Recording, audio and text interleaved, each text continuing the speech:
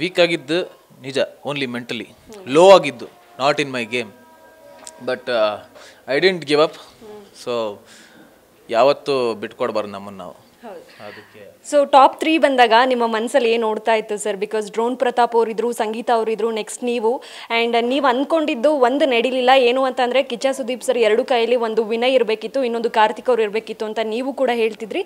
ಜೊತೆಗೆ ವಿನಯ್ ಕೂಡ ಅದನ್ನೇ ಹೇಳ್ತಾ ಇದ್ರು. ಬಟ್ ಅನ್ಫಾರ್ಚುನೇಟ್ಲಿ ಅದಾಗಲಿಲ್ಲ. ಬಟ್ ಸ್ಟಿಲ್ ನೀವು ವಿನ್ ಆದ್ರಿ. ಸೊ ಹೇಗೆ ಅನ್ನಿಸ್ತಾ ಇದೆ? ಎಕ್ಸ್ಪೆಕ್ಟ್ ಮಾಡಿದ್ರಾ ವಿನಯ್ ಅವ್ರು ಹೋಗ್ತಾರೆ ಅಂತ ನೀವು ಎಕ್ಸ್ಪೆಕ್ಟ್ ಮಾಡಿದ್ರಾ? ವಿನಯ್ ಹೋಗ್ತಾನೆ ಅಂತ ಎಕ್ಸ್ಪೆಕ್ಟ್ ಮಾಡಿರಲಿಲ್ಲ. I wanted him to be there next to me when I win. ನಾನು ಯಾವಾಗಲೂ ಹೇಳ್ತಿದ್ದೆ, ಒಂದು ಚಟುವಟಿಕೆಯಲ್ಲಿ ಕೂಡ ಹೇಳಿದ್ದೀನಿ, ನಾನು ಗೆಲ್ಲುವಾಗ ನನ್ನ ಗೆಳೆಯ ಪಕ್ಕದಲ್ಲಿ ನಿಂತ್ಕೊಂಡು ನಾನು ಗೆಲುವನ್ನು ನೋಡಬೇಕು ಅಂತ ಹೇಳಿದ್ದೆ.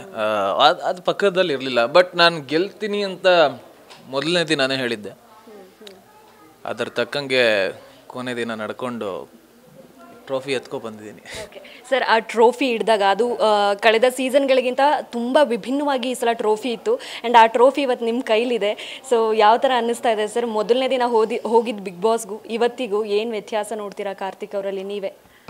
Karthik is still same madam. But ಜನರು ಒಂದು ಜವಾಬ್ದಾರಿ ಕೊಟ್ಟಿದ್ದಾರೆ, ಅದೊಂದು ಟ್ರೋಫಿ ಮೂಲಕ. ಆ ಜವಾಬ್ದಾರಿ ನನ್ನ ಹೆಗಲ ಮೇಲೆ ತುಂಬ ಭಾರ ಇದೆ. ಭಾಳ ಕೇರ್ಫುಲ್ಲಾಗಿ ಹೆಜ್ಜೆ ಇಡಬೇಕು. ಅದನ್ನು ನಿಭಾಯಿಸುವಂಥ ಶಕ್ತಿ ನನಗೆ ದೇವ್ರು ಕೊಡಲಿ ಅಂತ ನಾನು ಕೇಳ್ಕೊತೀನಿ ಅಷ್ಟೇ. ಅದನ್ನು ಬಿಟ್ಟು ಬೇರೇನಿಲ್ಲ. I am still the same.